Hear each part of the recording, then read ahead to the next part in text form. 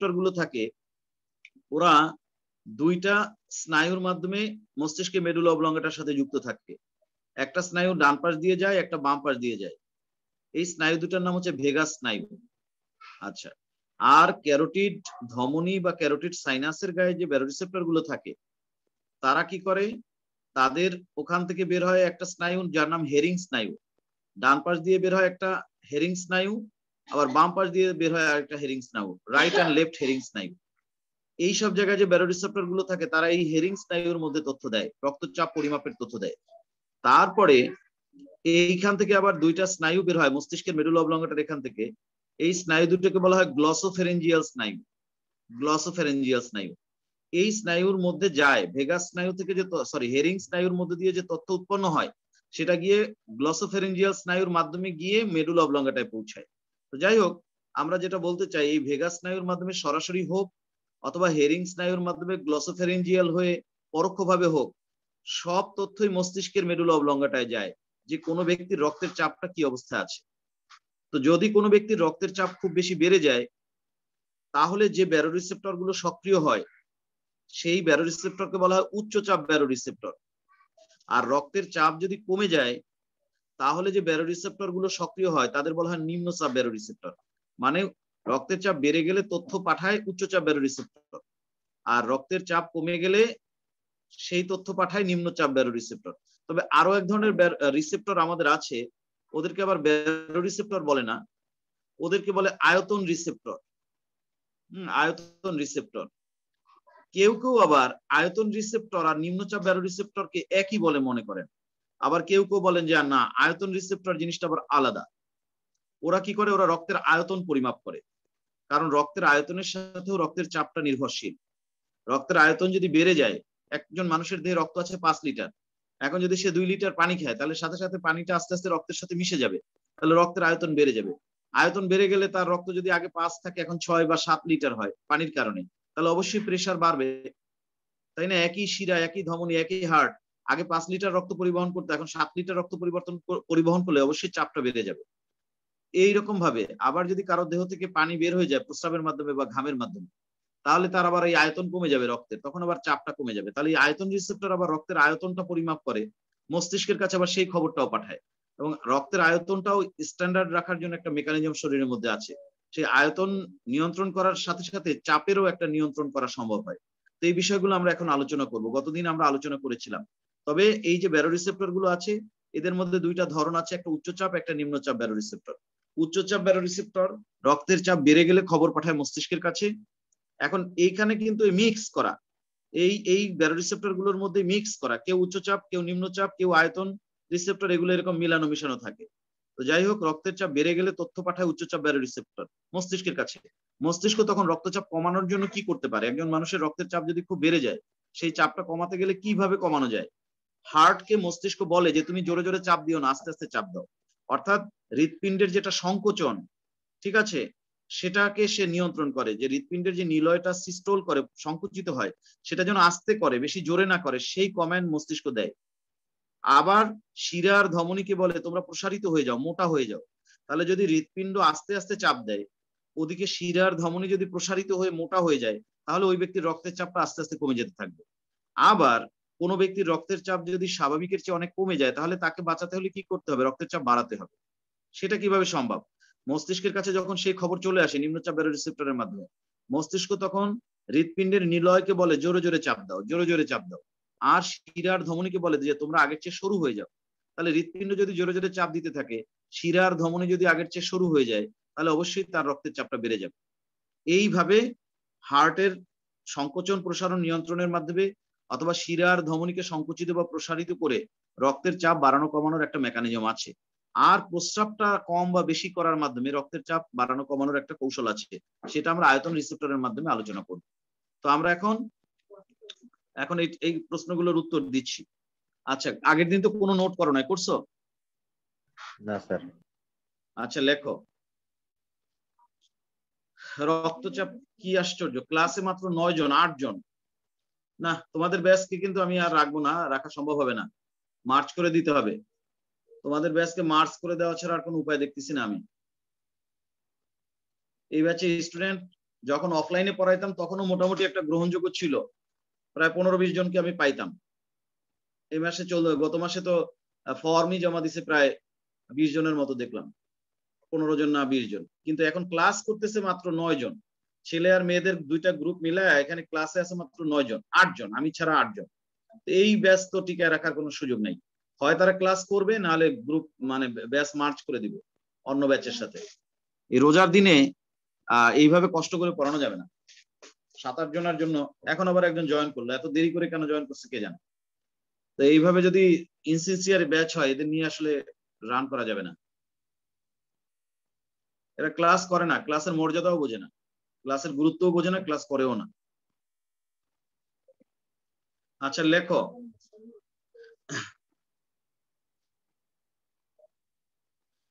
আমাদের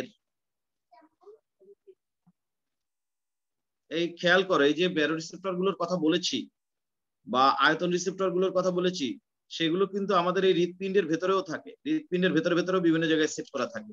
শুধু যে অ্যাওর্টিক আর্চ, ক্যারোটিড ধমনী, ক্যারোটিড সাইনাসে থাকে তা না, অন্যান্য জায়গায়ও থাকে।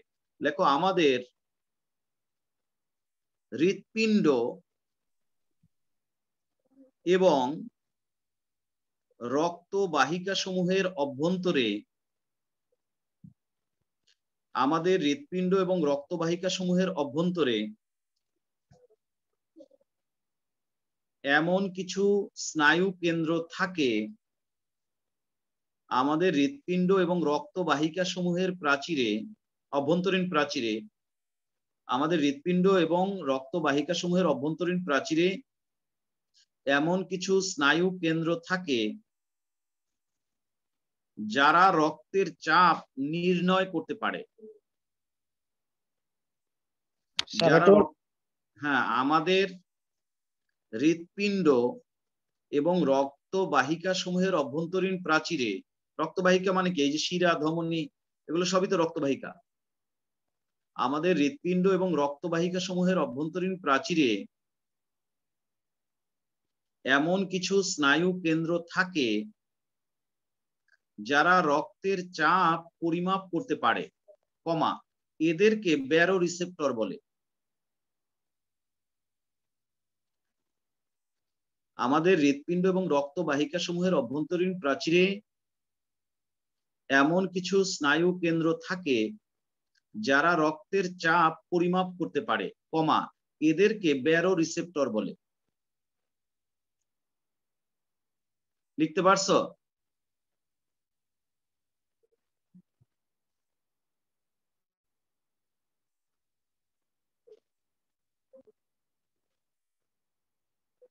আমাদের হৃৎপিণ্ড এবং রক্তবাহিকা সমূহের অভ্যন্তরীণ প্রাচীরে এমন কিছু স্নায়ু কেন্দ্র থাকে যারা রক্তের চাপ পরিমাপ করতে পারে। লিখছো?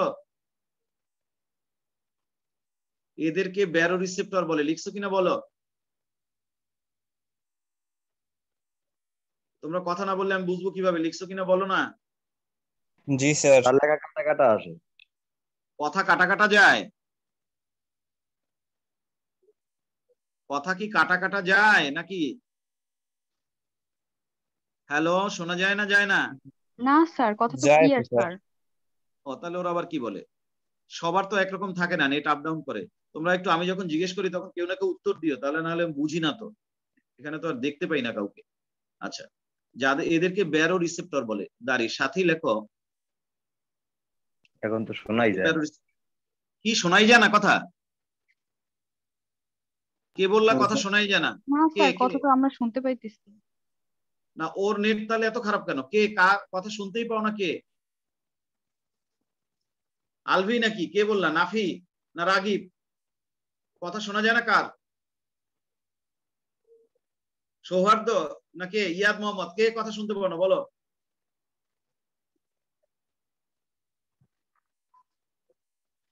যে কথা শুনতে পাও না তার ওইখানে নেটের সমস্যা আছে। অন্যরা যেহেতু বলছে কথা শোনা যায়, তার মানে অন্যদের সমস্যা নাই, সমস্যা তোমাদের। একজনের লাইন কেটে গেল। আবিদ হাসনাইন, কথা শোনা যায়?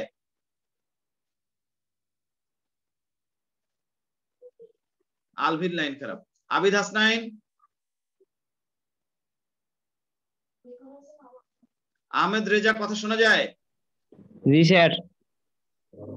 তাহলে স্যার কার আমি শুনতে সমস্যা? পাই স্যার, আমার মাইকে একটু সমস্যা হয় স্যার, হেডফোনে একটু ঠিক আছে, সমস্যা। সমস্যা নাই। হ্যাঁ, তুমি এমনি কথা শুনতে পাচ্ছ তো? স্যার সমস্যা নাই, সব শোনা যায়। ঠিক আছে। এখন শোনা যাদের যায়। নেট যদি ফল করে পরে রেকর্ড দেখে নিবা, যে নেট ফল করতেই পারে, সেক্ষেত্রে পরে রেকর্ডটা দেখে নিবা। হ্যাঁ, নাফির মনে হয় বারবার লাইন কেটে যেতেছে। ঠিক আছে, এখন শোনো। আচ্ছা ঠিক আছে, নেট আপ ডাউন করবেই, এটা করবে, পরে রেকর্ডটা দেখে নিতে পারবা। আচ্ছা, তাহলে আমরা কি লিখলাম? প্রথম লাইনটা, আমাদের হৃৎপিণ্ড এবং রক্তবাহিকা সমূহের অভ্যন্তরীণ প্রাচীরে এমন কিছু স্নায়ু কেন্দ্র থাকে যারা রক্তের চাপ পরিমাপ করতে পারে, এদেরকে ব্যারো রিসেপ্টর বলে। দাঁড়ি সাথী লেখো, এই ব্যারো রিসেপ্টর সমূহ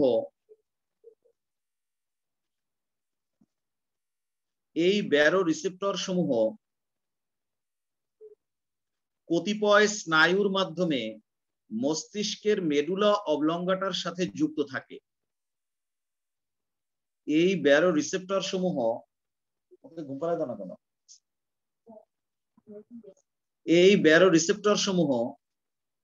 কতিপয় স্নায়ুর মাধ্যমে মস্তিষ্কের মেডুলা অবলঙ্গাটার সাথে যুক্ত থাকে।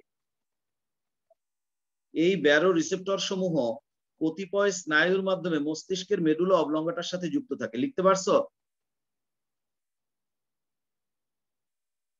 এই ব্যারো রিসেপ্টর সমূহ কতিপয় স্নায়ুর মাধ্যমে মস্তিষ্কের মেডুলা অবলঙ্গাটার সাথে যুক্ত থাকে। লিখতে পারছো? উসাইদ লিখছো? জি স্যার। দাঁড়ি সাথে লেখো, রক্তের চাপ স্বাভাবিকের চেয়ে হ্রাস বা বৃদ্ধি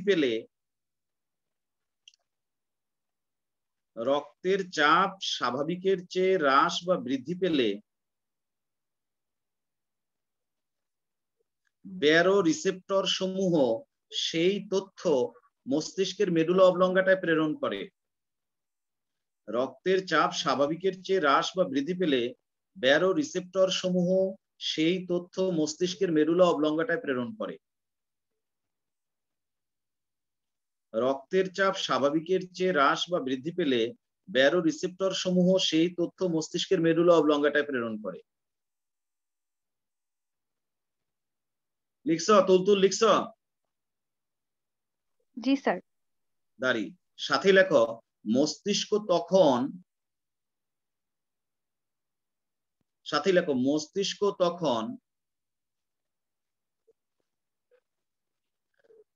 হৃৎপিণ্ড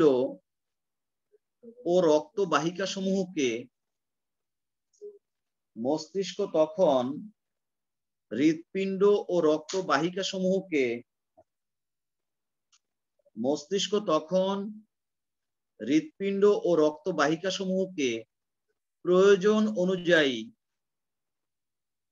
সংকুচিত বা প্রসারিত করে রক্তের চাপ হ্রাস বা বৃদ্ধি করে। হৃৎপিণ্ড তখন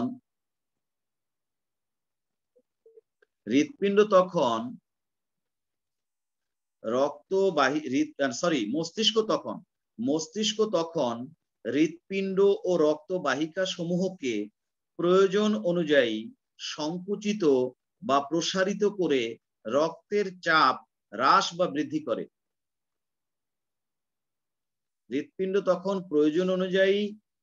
মস্তিষ্ক তখন প্রয়োজন অনুযায়ী হৃৎপিণ্ড ও রক্তবাহিকা সমূহকে প্রসারিত বা সংকুচিত করে রক্তের চাপ হ্রাস বা বৃদ্ধি করে। মস্তিষ্ক তখন প্রয়োজন অনুযায়ী হৃৎপিণ্ড ও রক্তবাহিকা সমূহকে প্রসারিত বা সংকুচিত করে রক্তের চাপ হ্রাস বা বৃদ্ধি করে। লিখতে পারছো?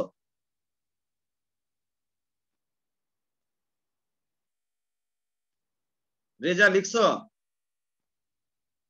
জি স্যার।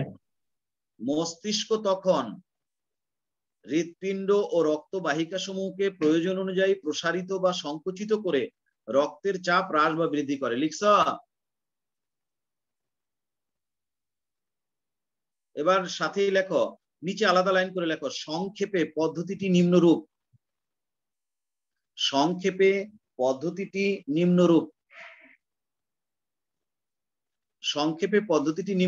লিখছ?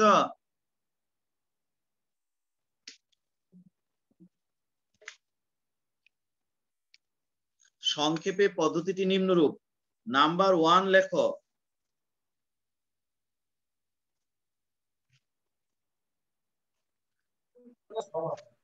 লেখো রক্তচাপ হ্রাস করার উপায়। নাম্বার 1 লেখো রক্তচাপ হ্রাস করার উপায়।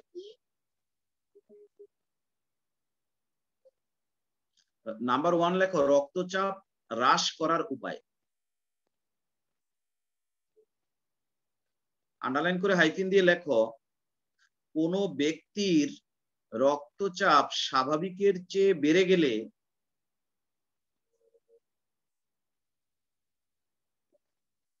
কোনো ব্যক্তির রক্তচাপ স্বাভাবিকের চেয়ে বেড়ে গেলে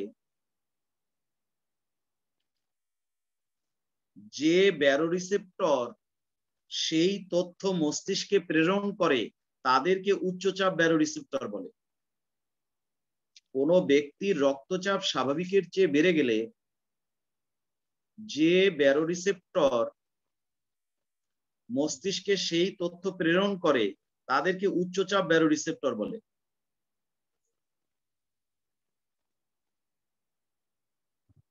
কোনো ব্যক্তির রক্তচাপ স্বাভাবিকের চেয়ে বেড়ে গেলে যে ব্যারোরিসেপ্টর সেই তথ্য মস্তিষ্কে প্রেরণ করে তাদেরকে উচ্চচাপ ব্যারোরিসেপ্টর বলে। লিখতে পারছো কিনা বলো? জি স্যার। দাঁড়ি সাথে লেখো অ্যাওরটিক আর্চ কমা ক্যারোটিড ধমনী এবং ক্যারোটিড সাইনাস এর গায়ে এই ব্যারোরিসেপ্টর গুলো অবস্থান করে। অ্যাওরটিক আর্চ, ক্যারোটিড ধমনী এবং ক্যারোটিড সাইনাস এর গায়ে এই ব্যারোরিসেপ্টর সমূহ অবস্থান করে। অ্যাওরটিক আর্চ, ক্যারোটিড ধমনী ও ক্যারোটিড সাইনাসের গায়ে এই ব্যারোরিসেপ্টর গুলো অবস্থান করে। লিখতে পারছো?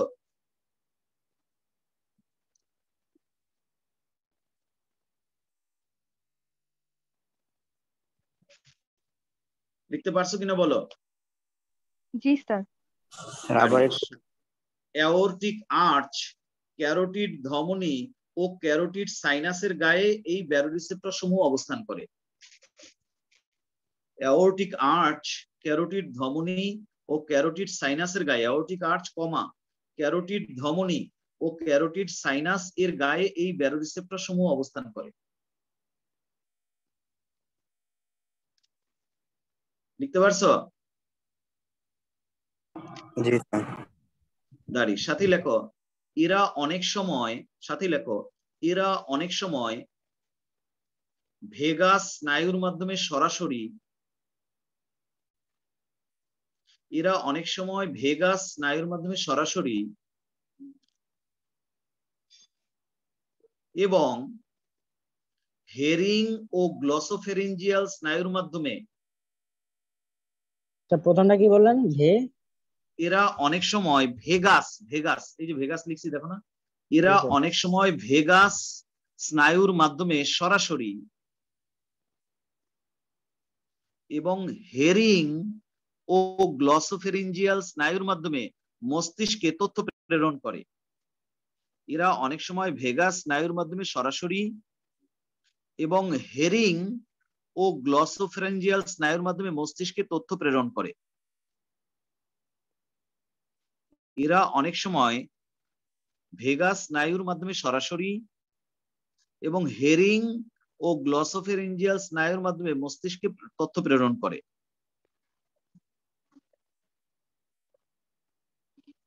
লিখতে পারছো কিনা বলো?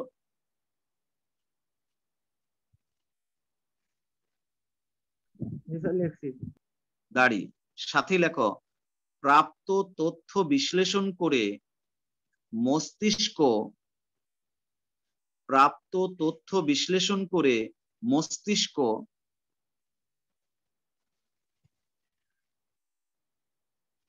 প্রাপ্ত তথ্য বিশ্লেষণ করে মস্তিষ্ক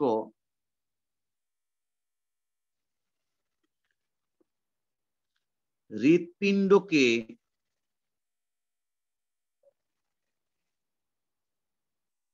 ধীরে ধীরে সংকোচনের বা আস্তে সংকোচনের লেখো। প্রাপ্ত তথ্য বিশ্লেষণ করে মস্তিষ্ক তখন হৃৎপিণ্ডকে আস্তে সংকোচনের এবং শিরা ও ধমনীকে প্রসারিত হওয়ার নির্দেশ দান করে। প্রাপ্ত তথ্য বিশ্লেষণ করে মস্তিষ্ক তখন হৃৎপিণ্ডকে আস্তে সংকোচনের, জোরে সংকোচন করতে পারবে না, জোরে সংকোচন করলে চাপ তো আরো বেড়ে যাবে, এখন চাপ কমানোর উপায়। প্রাপ্ত তথ্য বিশ্লেষণ করে মস্তিষ্ক তখন হৃৎপিণ্ডকে আস্তে সংকোচনের এবং শিরা ও ধমনীকে প্রসারিত হওয়ার নির্দেশ দান করে। দাড়ি। প্রাপ্ত তথ্য বিশ্লেষণ করে মস্তিষ্ক তখন হৃৎপিণ্ডকে আস্তে সংকোচনের এবং শিরা ও ধমনীকে প্রসারিত হওয়ার নির্দেশ দান করে। দাড়ি। এর ফলে ওই ব্যক্তির রক্তচাপ হ্রাস পেয়ে স্বাভাবিক অবস্থায় ফিরে আসে। এর ফলে ওই ব্যক্তির রক্তচাপ হ্রাস পেয়ে স্বাভাবিক অবস্থায় ফিরে আসে। এর ফলে ওই ব্যক্তির রক্তচাপ হ্রাস পেয়ে স্বাভাবিক অবস্থায় ফিরে আসে।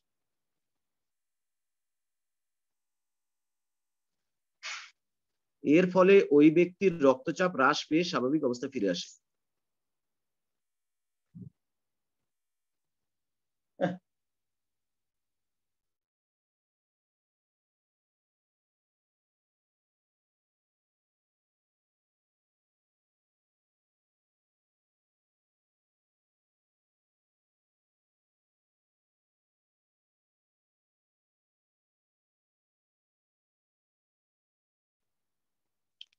কি লিখছো লাইনটা?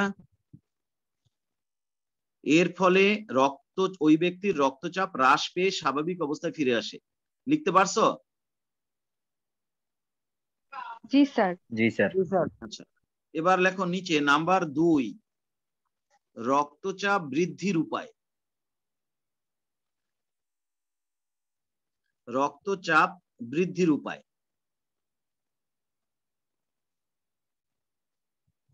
হাইফেন দিয়ে লেখো, আন্ডারলাইন করে হাইফেন দিয়ে লেখো, কোন ব্যক্তির রক্তচাপ স্বাভাবিকের চেয়ে হ্রাস পেলে যে সকল ব্যারোরিসেপ্টর সেই তথ্য মস্তিষ্কে প্রেরণ করে তাদেরকে নিম্নচাপ ব্যারোরিসেপ্টর বলে। যে সকল কোন ব্যক্তির রক্তচাপ স্বাভাবিকের চেয়ে হ্রাস পেলে যে সকল ব্যারোরিসেপ্টর সেই তথ্য মস্তিষ্কে প্রেরণ করে তাদেরকে নিম্নচাপ ব্যারোরিসেপ্টর বলে। কোন ব্যক্তির রক্তচাপ স্বাভাবিকের চেয়ে হ্রাস পেলে যে সকল ব্যারোরিসেপ্টর সেই তথ্য মস্তিষ্কে প্রেরণ করে তাদেরকে নিম্নচাপ ব্যারোরিসেপ্টর বলে। লিখতে পারছো? স্যার এক্ষেত্রে 2 নম্বর পয়েন্ট দিয়ে নেব না? তা পয়েন্ট তো দিতে বলছি তো, রক্তচাপ হ্রাস করার উপায়, এরকম একটা পয়েন্ট দিতে বললাম না? 1 নাম্বার ছিল রক্তচাপ বৃদ্ধির উপায়, নাম্বার 2 রক্তচাপ হ্রাস করার উপায়। সেই কথাটা দেখি আমি বললাম, তুমি শোনো নাই? আসে নাই মেবি স্যার। ও তাহলে মানে হ্যাঁ, এই এমনি তোমরা হেডিং দেও নাই নাম্বার 2 রক্তচাপ হ্রাস করার উপায়। হ্যাঁ, তার মানে ওর কাছে যায় নাই কথাটা। নেটে অনেক সময় অনেকের কাছে সবটুকু যায় না। রক্তচাপ হ্রাস করার উপায়, আন্ডারলাইন করে হাইফেন দিয়ে লেখো, কোন ব্যক্তির রক্তচাপ স্বাভাবিকের চেয়ে হ্রাস পেলে যে সকল ব্যারোরিসেপ্টর সেই তথ্য মস্তিষ্কে প্রেরণ করে তাদেরকে নিম্নচাপ ব্যারোরিসেপ্টর বলে। কোন ব্যক্তির রক্তচাপ স্বাভাবিকের চেয়ে হ্রাস পেলে যে সকল ব্যারোরিসেপ্টর সেই তথ্য মস্তিষ্কে প্রেরণ করে তাদেরকে নিম্নচাপ ব্যারোরিসেপ্টর বলে। লিখছো কিনা বলো? জি স্যার। দাঁড়ি সাথে লেখো, হৃৎপিণ্ডের অলিন্দ ও নিলয়ের প্রাচীরে এবং হৃৎপিণ্ডের অলিন্দ ও নিলয়ের প্রাচীরে এবং ওর সাথে 2 নাম্বার পয়েন্টের মধ্যেই তো কি খালি বারবার পয়েন্ট পাও কোথায়? পয়েন্ট তো একটাই দিয়ে রাখছি, যে রক্তচাপ হ্রাস করার উপায়, সেটার মধ্যেই আমরা বর্ণনা দিতেছি। তাহলে আবার নতুন করে পয়েন্ট আসে কোত্থেকে? স্যার এটা রক্তচাপ বৃদ্ধির উপায় না? কোনটা? আগে সরি, এটা হবে রক্তচাপ প্রথমটা কি লিখছো? স্যার প্রথমটা তো রক্তচাপ হ্রাস করার উপায়। জি, হ্রাস স্যার, করার উপায়। হ্যাঁ, তাহলে এটা হবে রক্তচাপ বৃদ্ধির উপায়। হ্যাঁ, তাই তো, রক্তচাপ বৃদ্ধির উপায়। প্রথমটা ছিল রক্তচাপ হ্রাস করার উপায়। এটুকু একটু ধরাই দিছো, এটা তো উপকার করছো। প্রথম যেটা পয়েন্ট সেটা ছিল রক্তচাপ হ্রাস করার উপায়, যে রক্তের চাপ বাইরে গেছিল, এখন তারে কমাইতে হবে। কেমনে কমাইতে হবে? যেন হার্ট আস্তে আস্তে চাপ দেয়, শিরার ধমনী প্রসারিত হয়ে যায়। এটা ছিল প্রথমটা। আর এখন হচ্ছে রক্তচাপ কিসের উপায়? বৃদ্ধির উপায় স্যার। বৃদ্ধির উপায়। রক্তের চাপ একজনের কমে গেছে অনেক, এখন এই খবর দিছে নিম্নচাপ ব্যারোরিসেপ্টর যে এই ব্যক্তির রক্তের চাপ অনেক কমে গেছে।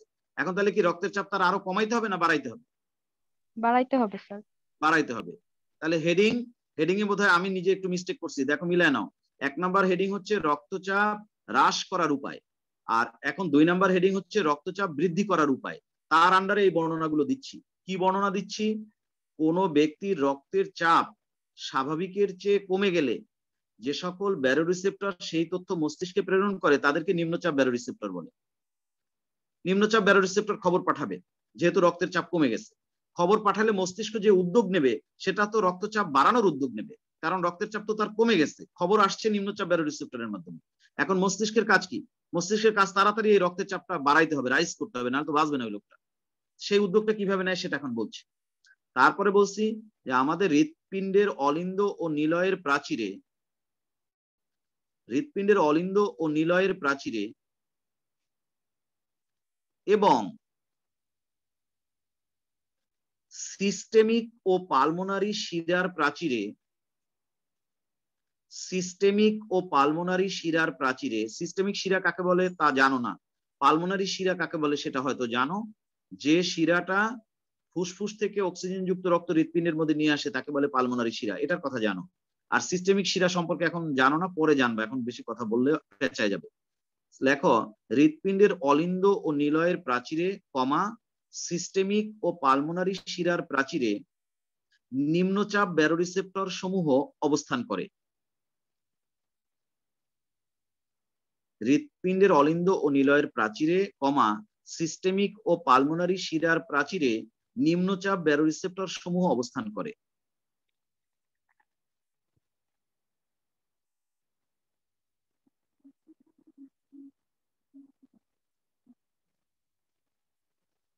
লিখছ? জি স্যার।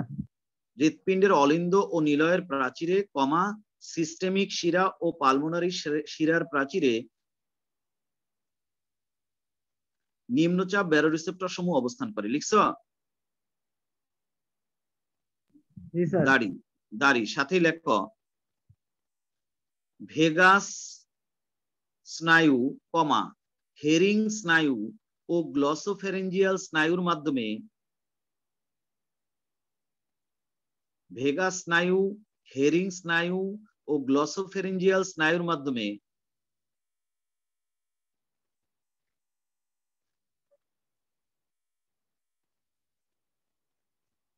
ভেগাস স্নায়ু, হেরিং স্নায়ু ও গ্লসোফেরেঞ্জিয়াল স্নায়ুর মাধ্যমে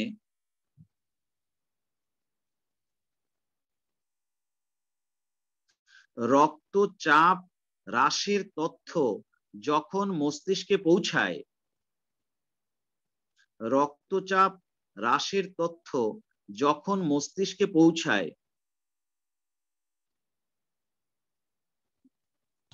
রক্তচাপ হ্যাঁ, ভেগাস স্নায়ু, হেরিং স্নায়ু ও গ্লসোফেরেঞ্জিয়াল স্নায়ুর মাধ্যমে রক্তচাপ হ্রাসের তথ্য যখন মস্তিষ্কে পৌঁছায়,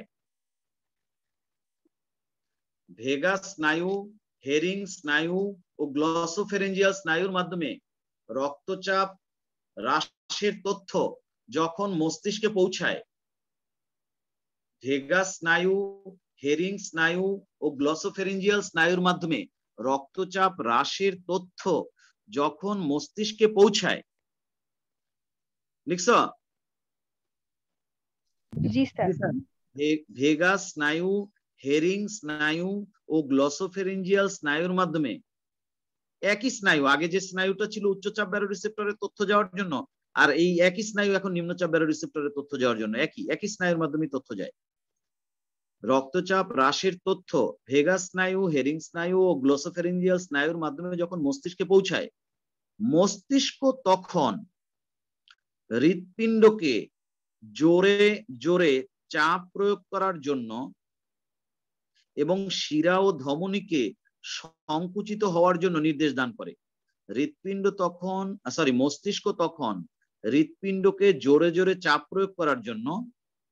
মস্তিষ্ক তখন হৃৎপিণ্ডকে জোরে জোরে চাপ প্রয়োগ করার জন্য এবং শিরা ও ধমনীকে সংকুচিত হওয়ার জন্য নির্দেশ দান করে।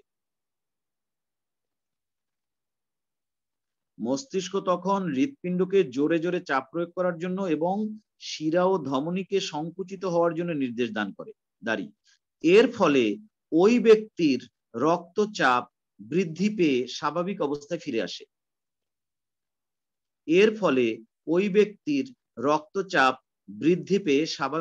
ফিরে আসে। প্রথমটার মধ্যে ছিল এরকম যে রক্তচাপ হ্রাস পেয়ে স্বাভাবিক অবস্থায় ফিরে আসে, তাই না? 1 নম্বর পয়েন্টের শেষের লাইনটা কি এরকম না, যে রক্তচাপ হ্রাস পেয়ে স্বাভাবিক অবস্থায় ফিরে আসে, তাই না? নাকি আমি ভুল করছি? না স্যার, এটাই। হ্যাঁ, আর এখন লিখতে হবে যে এর ফলে ওই ব্যক্তির রক্তচাপ বৃদ্ধি পেয়ে স্বাভাবিক অবস্থায় ফিরে আসে। কারণ আগে অনেক রক্তের চাপ কমে গেছে। এখানে একটু বলবেন কোন জায়গায় শিরা ও ধমনীকে সংকুচিত করার নির্দেশ দান করে। মস্তিষ্ক তখন হৃৎপিণ্ডকে জোরে জোরে চাপ প্রয়োগ করার জন্য এবং শিরা ও ধমনীকে সংকুচিত হওয়ার জন্য নির্দেশ দান করে। মস্তিষ্ক তখন হৃৎপিণ্ডকে জোরে জোরে চাপ প্রয়োগ করার জন্য এবং শিরা ও ধমনীকে সংকুচিত হওয়ার জন্য নির্দেশ দান করে। এর ফলে ওই ব্যক্তির রক্তচাপ বৃদ্ধি পেয়ে স্বাভাবিক অবস্থায় ফিরে আসে। দেখো তো প্লিজ, লিখতে পারছো কিনা সবাই? স্যার এই শিরা ও ধমনী সংকুচিত হওয়ার জন্য নির্দেশ দেয়? হ্যাঁ, নির্দেশ দিবেই তো। হ্যাঁ, মস্তিষ্ক নির্দেশ দিবে তো। মস্তিষ্ক নির্দেশ দিলেই শিরা আর ধমনী সংকুচিত হয়ে যাবে। নির্দেশ দেওয়া মানেই তো ওইখানে বলে দিবে যে তোমরা এইভাবে সংকুচিত হও, এইভাবে প্রসারিত হও। মস্তিষ্ক যখন নির্দেশ দেয় আমরা সেই অনুযায়ী কাজ করি। মস্তিষ্কের নির্দেশ ছাড়া তো আমরা কেউ কিছু কাজ করতে পারি না। আমার এই যে হার্ট সংকুচিত হয় প্রসারিত হয়, আমার ফুসফুস সংকুচিত হয় প্রসারিত হয়, এমন কোনো কাজ নাই যে মস্তিষ্কের কমেন্ট ছাড়া হয় না। তুমি যে চোখের পাতাটা পিটপিট করো, যা কিছু করো, সমস্ত মস্তিষ্ক দিয়ে। প্রথমে তুমি চিন্তা করো একটা মাথার মধ্যে, তারপরে সেই চিন্তা অনুযায়ী মস্তিষ্ক থেকে ওই অঙ্গ প্রত্যঙ্গে সেই খবরটা চলে যায়, সেই অনুযায়ী তুমি ওই অঙ্গ প্রত্যঙ্গের ব্যবহার করো। তোমার হাত পা নাড়াও, আগে তুমি মস্তিষ্ক দিয়ে চিন্তা করো, সেই চিন্তাটা চলে যায় তোমার হাতের কাছে, তারপরে সেই অনুযায়ী হাতটা নড়ে, তা না হলে কিন্তু নড়ে না।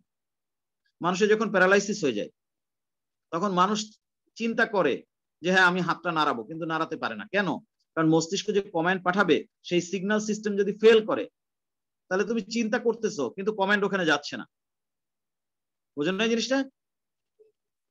জি স্যার। সিগন্যালের যদি ইন্টারাপশন হয় তাহলে তো সিগন্যাল যাবে না অঙ্গ। মস্তিষ্কের কমান্ড ছাড়া কিচ্ছু হয় না। মস্তিষ্ক এই হার্টকে সংকোচন প্রসারণ, শিরাকে সংকোচন প্রসারণ সবকিছু করতে পারে, করে। ওই যে তোমার দেখলা পেসমেকার, সে যে বিদ্যুৎ উৎপাদন করে, ওটাও মস্তিষ্কের কন্ট্রোল অনুযায়ী হবে। মস্তিষ্কের কন্ট্রোল ছাড়া কিচ্ছু হবে না। প্রতি মিনিটে 72 বা 75 বার যে বিদ্যুৎ তরঙ্গ উৎপাদন করবে, এই করবে সেই করবে, সব হার্টের ব্রেনের কমান্ড অনুযায়ী হবে। মস্তিষ্ক অনবরত তোমার শরীরের সবকিছু পরিচালিত করছে, তোমার চেতন অথবা অবচেতন ভাবে, তুমি বোঝো অথবা না বুঝছো। আচ্ছা, তাহলে এবার নিচে আরেকটা লেখো, নিচে নাম্বার 3 নাম্বার দাও। নিচে 3 নাম্বার দিয়ে লেখো রক্তচাপ হ্রাস বা বৃদ্ধি করার ক্ষেত্রে আয়তন রিসেপ্টরের ভূমিকা। কথাটা লিখে আন্ডারলাইন করে হাইফেন দাও। রক্তচাপ হ্রাস বা বৃদ্ধি করার ক্ষেত্রে আয়তন রিসেপ্টর এর ভূমিকা।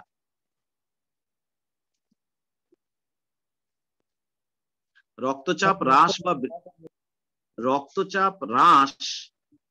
বা বৃদ্ধি করার পেছনে আয়তন রিসেপ্টরের ভূমিকা, বা রক্তচাপ হ্রাস বা বৃদ্ধি করার ক্ষেত্রে আয়তন রিসেপ্টরের ভূমিকা, এই কথাটা লিখে আন্ডারলাইন করে হাইফেন দাও। এবার তো একটু আগে তো তুমি 2টা ব্যারো রিসেপ্টরের ভূমিকা বললা,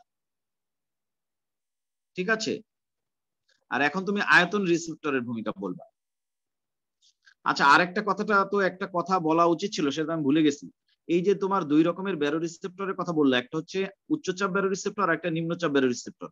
এই ব্যারো রিসেপ্টরের মাধ্যমে রক্তের চাপ যে তুমি বাড়াও বা কমাও সেটা কিভাবে করো?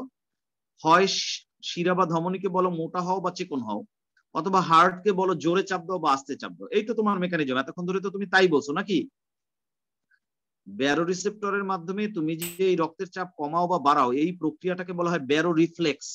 সেই কথাটা লেখা যাবে কোন জায়গায়? এইমাত্র যে একটা হেডিং দিচ্ছ 3 নাম্বার, তার আগে উপরে একটা লাইন লেখার জায়গা আছে কোথাও? জি স্যার, আসছে তো। 3 নাম্বার যে পয়েন্ট এইমাত্র দিতে বলছি, যে রক্তের চাপ হ্রাস বা বৃদ্ধি করার ক্ষেত্রে আয়তন রিসেপ্টরের ভূমিকা, এই যে 3 নাম্বার পয়েন্ট দিছো তার উপরে একটা লাইন লেখা যায় কিনা দেখো। লেখো, ব্যারো রিসেপ্টরের মাধ্যমে রক্তের চাপ হ্রাস বা বৃদ্ধির প্রক্রিয়াকে ব্যারো রিফ্লেক্স বলে। Barrow reflex. ব্যারো রিসেপ্টরের মাধ্যমে রক্তের চাপ হ্রাস বা বৃদ্ধি করার প্রক্রিয়াকে ব্যারো রিফ্লেক্স বলে।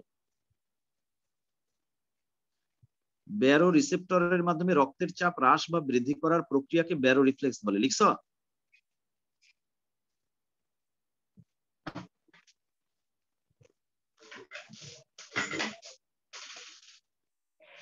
এই লিখছো?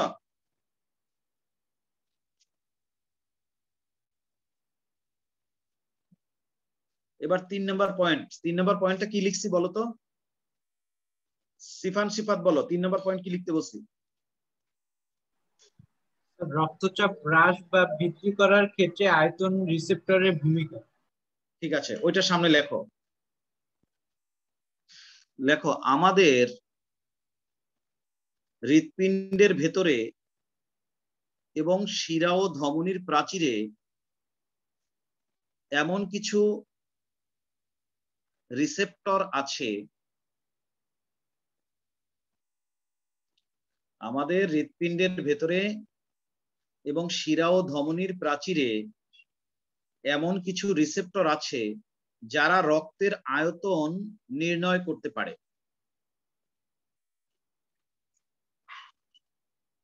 কমা, এদেরকে আয়তন রিসেপ্টর বলে। রাইয়ান, এই দরজাটা টাইনে দাও। স্যার আমাদের হৃৎপিণ্ডের ভিতরে এবং একটু লাইনটা বলবেন? আমাদের হৃৎপিণ্ডের ভেতরে এবং শিরা ও ধমনীর প্রাচীরে এমন কিছু রিসেপ্টর আছে যারা রক্তের আয়তন নির্ধারণ করতে পারে বা নির্ণয় করতে পারে। এদেরকে আয়তন রিসেপ্টর বলে। আমাদের হৃৎপিণ্ডের ভেতরে এবং শিরা ও ধমনীর প্রাচীরে এমন কিছু রিসেপ্টর আছে যারা রক্তের আয়তন নির্ণয় করতে পারে। লিখছো?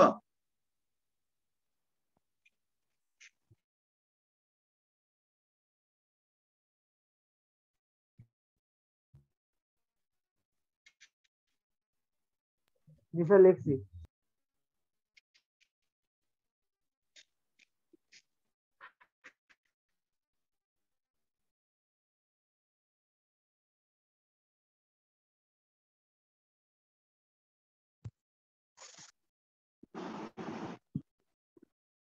আরে উসাইদ, লিখছো? জি স্যার। যদিও অনেকে মনে করেন নিম্নচাপ ব্যারোরিসেপ্টর সমূহ আয়তন রিসেপ্টর হিসেবে কাজ করে। যদিও অনেকে মনে করেন নিম্নচাপ ব্যারোরিসেপ্টর সমূহই আয়তন রিসেপ্টর হিসেবে কাজ করে, তবে অনেকে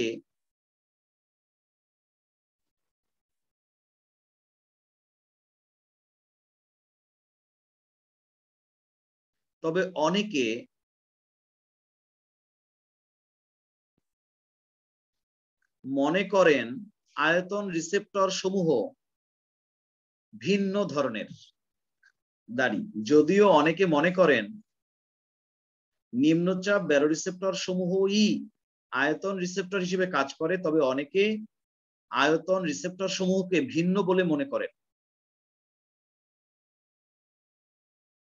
যদিও অনেকে মনে করেন নিম্নচাপ ব্যারোরিসেপ্টর সমূহই আয়তন রিসেপ্টর হিসেবে কাজ করে, তবে অনেকে আয়তন রিসেপ্টর সমূহকে ভিন্ন বলে মনে করেন। লিখতে পারছো?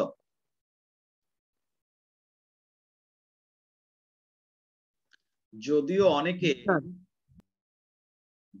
অনেকে নিম্নচাপ ব্যারো রিসেপ্টর সমূহই আয়তন রিসেপ্টর হিসেবে কাজ করে বলে মনে করেন, তবে অনেকে আয়তন রিসেপ্টর সমূহকে ভিন্ন বলে মনে করেন। কথাটা লিখছো? জি স্যার। অনেকে মনে করে যে নিম্নচাপ ব্যারো রিসেপ্টর আর আয়তন রিসেপ্টর একই, কিন্তু অনেকে বলছে যে না, তারা আলাদা। তো যাই হোক, এবার লেখো, রক্তের আয়তন বৃদ্ধি পেলে চাপ বৃদ্ধি পায় এবং আয়তন হ্রাস পেলে চাপ হ্রাস পায়।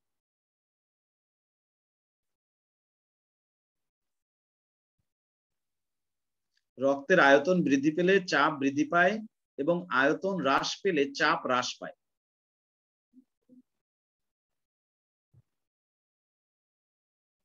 লিখছ?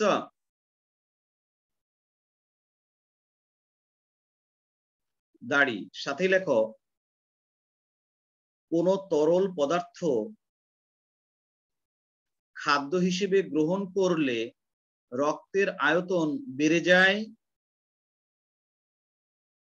কোন তরল পদার্থ খাদ্য হিসেবে গ্রহণ করলে রক্তের আয়তন বেড়ে যায় এবং মূত্র হিসেবে তরল পদার্থ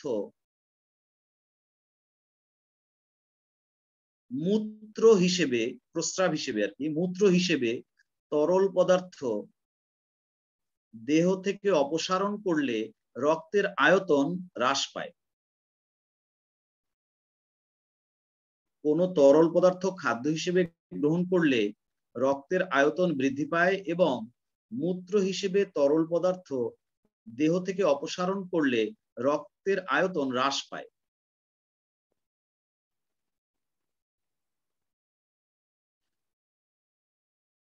কোন তরল পদার্থ খাদ্য হিসেবে গ্রহণ করলে রক্তের আয়তন বৃদ্ধি পায় এবং মূত্র হিসেবে তরল পদার্থ দেহ থেকে অপসারণ করলে রক্তের আয়তন হ্রাস পায়। লিখতে পারছো?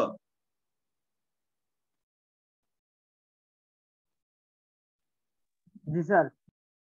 দাড়ি সাথে লেখো, মূত্রের পরিমাণ হ্রাস বা বৃদ্ধি করে রক্তের আয়তন হ্রাস বা বৃদ্ধি করার দুটি পদ্ধতি রয়েছে। মূত্রের পরিমাণ হ্রাস বা বৃদ্ধি করে রক্তের আয়তন হ্রাস বা বৃদ্ধি করার দুটি পদ্ধতি রয়েছে। মূত্রের পরিমাণ হ্রাস বা বৃদ্ধি করে রক্তের আয়তন হ্রাস বা বৃদ্ধি করার দুইটি পদ্ধতি রয়েছে। যেহেতু রক্তের আয়তনের সাথে রক্তের চাপের একটা ব্যাপার আছে, আয়তন বৃদ্ধি পেলে চাপও বৃদ্ধি পায়, সেটা আর বললাম না, সেটা তো এর আগে বলছি একবার। মূত্রের পরিমাণ হ্রাস বা বৃদ্ধি করে রক্তের আয়তন হ্রাস বা বৃদ্ধি করার দুটি পদ্ধতি রয়েছে, যথা, এবার লেখো নাম্বার 1, মূত্রের পরিমাণ হ্রাস বা বৃদ্ধি করার মাধ্যমে রক্তের আয়তন হ্রাস বা বৃদ্ধি করার দুটি পদ্ধতি রয়েছে। মূত্রের মাধ্যমে রক্তের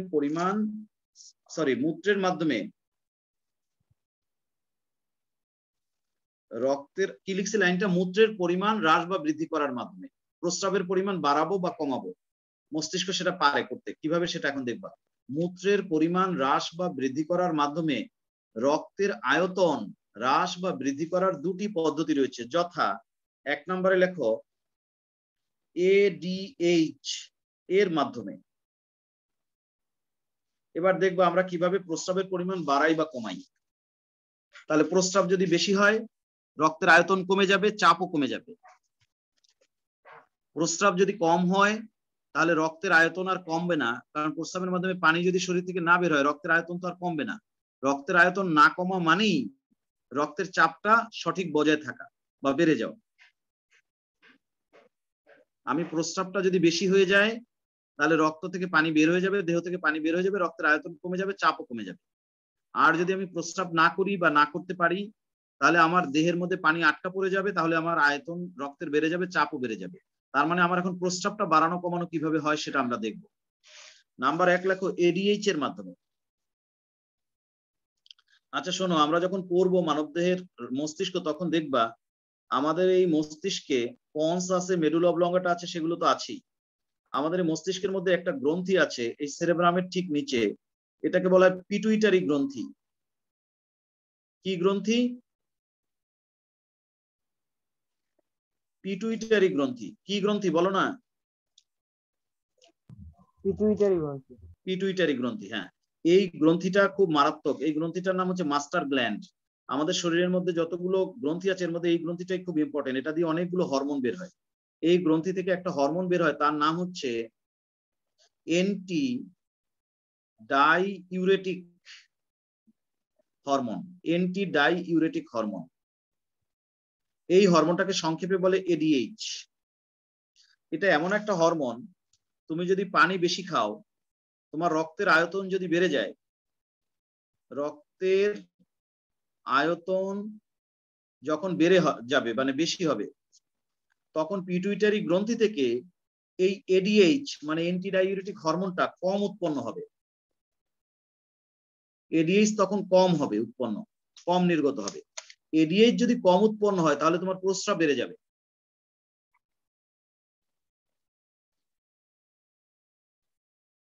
এই দেখো কৌশলটা। এডিএইচ এমন একটা হরমোন, সে তোমার কিডনির উপরে প্রভাব বিস্তার করে এবং প্রস্রাবের পরিমাণ বাড়ায় দিতে পারে। ডিটেলসটা বলবো আমরা কিডনি চ্যাপ্টারে, কিভাবে কেন প্রস্রাবটা বেড়ে যায় সেটার একটা সিস্টেম আছে, মেকানিজম আছে, সেটা পরে। এখন শুধু এটুকু বোঝো, তুমি যদি পানি বেশি খাও, রক্তের আয়তন বেশি, রক্ত যখন বেশি আয়তন হবে মানে পাতলা হয়ে যাবে, এডিএইচ তখন কম তৈরি হবে। এডিএইচ কম তৈরি হয়ে গেলে প্রস্রাবের পরিমাণটা বেড়ে যাবে। তাহলে কি, রক্তের আয়তন বেশি, প্রস্রাব বেশি, মানে পানি বেশি খাইছো, প্রস্রাবও বেশি।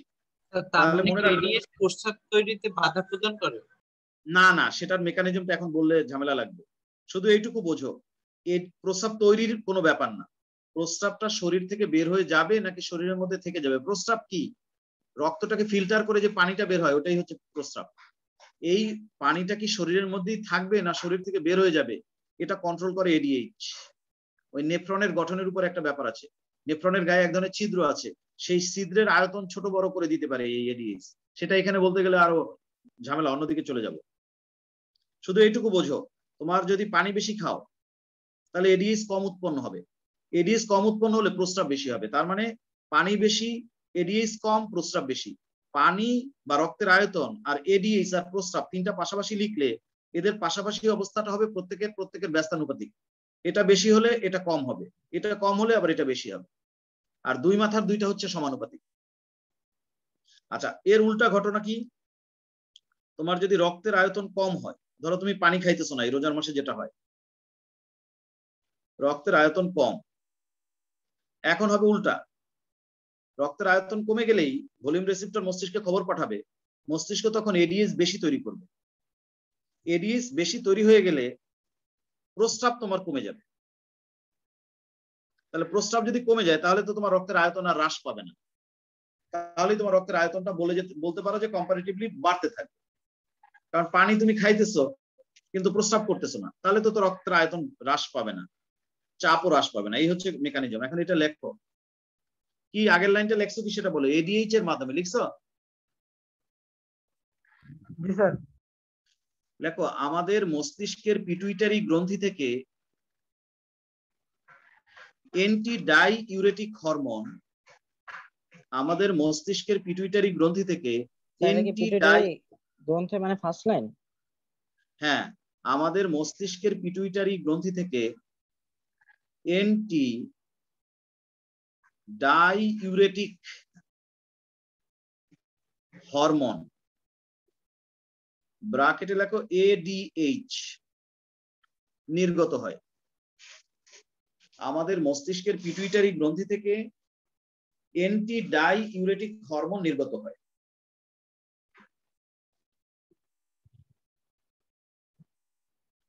এই হরমোন প্রস্রাবের পরিমাণ নিয়ন্ত্রণ করে। এই হরমোন প্রস্রাবের পরিমাণ নিয়ন্ত্রণ করে। দাড়ি সাথী লেখো, রক্তের আয়তন বেড়ে গেলে এডিএইচ নির্গমন কমে যায় এবং প্রস্রাব বেড়ে যায়। দাঁড়ি, রক্তের আয়তন বেড়ে গেলে এডিএইচ নির্গমন কমে যায় এবং প্রস্রাব বেড়ে যায়। দাঁড়ি, রক্তের আয়তন বেড়ে গেলে এডিএইচ নির্গমন কমে যায় এবং প্রস্রাব বেড়ে যায়। দাঁড়ি, আবার পরের লাইন দেখো, আবার রক্তের আয়তন কমে গেলে এডিএইচ নির্গমন বেড়ে যায় এবং প্রস্রাব কমে যায়। আবার রক্তের আয়তন কমে গেলে এডিএইচ নির্গমন বেড়ে যায় এবং প্রস্রাব কমে যায়।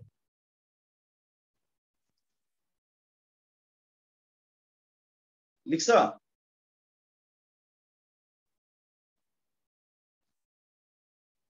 জি sir.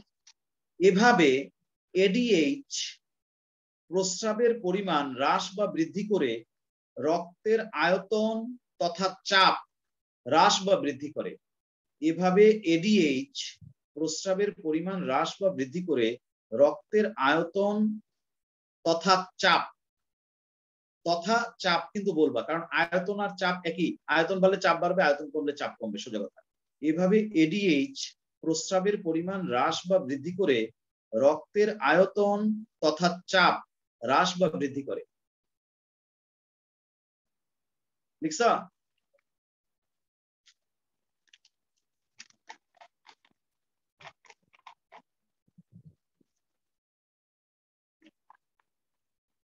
লেখছা?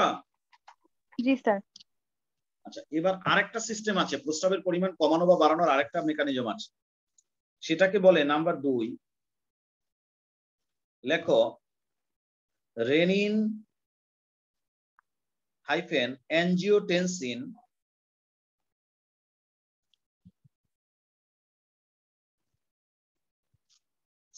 Cycle, CYCLE cycle system. Renin angiotensin cycle system, এটা আগের দিন কি কোনো বলছি এটা নিয়ে কোনো কথা? না স্যার। আচ্ছা, এটা একটু ক্রিটিক্যাল মানে অত না, একটু খেয়াল করো তাহলে বুঝবা। সেটা হচ্ছে, খেয়াল করো, আমি সহজ করে বলি। আমাদের যে কিডনি, এই কিডনিটার এই যে বাইরের দিকটা শক্ত, ভেতরের দিকটা নরম। শক্ত দিকটাকে বলে কর্টেক্স আর নরম দিকটাকে বলে মেডুলা। এটা পড়বো আমরা, কিডনি যখন পড়বো তখন। এই কর্টেক্স থেকে একটা হরমোন বের হয়, সেই হরমোনের নাম হচ্ছে রেনিন। রেনিন কিন্তু একটা এনজাইমও আছে, সেটা আবার পরিপাকের জন্য দায়ী। আর এটা কিন্তু হরমোন, এটা এনজাইম না। ওই রেনিন বানান একটা এন, আর এই রেনিন বানান দুইটা এন। করোনাই পাকস্থলীর ওখানে পেজিরেলা, পেপসিন, জিলাটিনেজ, রেনিন, লাইপেজ, মনে আছে? পরিপাক চ্যাপ্টার পড়ছো আমার কাছে নাকি না পড়ো নাই? পড়ছো পরিপাক চ্যাপ্টার না পড়ো নাই কেউ? সেখানে রেনিন, ওটা হচ্ছে এনজাইম, যার কাজ হচ্ছে দুধের ক্যাসেইনকে প্যারাক্যাসেইনে পরিণত করে। আর এটা হচ্ছে একটা রেনিন, এটা একটা হরমোন। এইটা বৃক্কের কর্টেক্স থেকে বের হয়।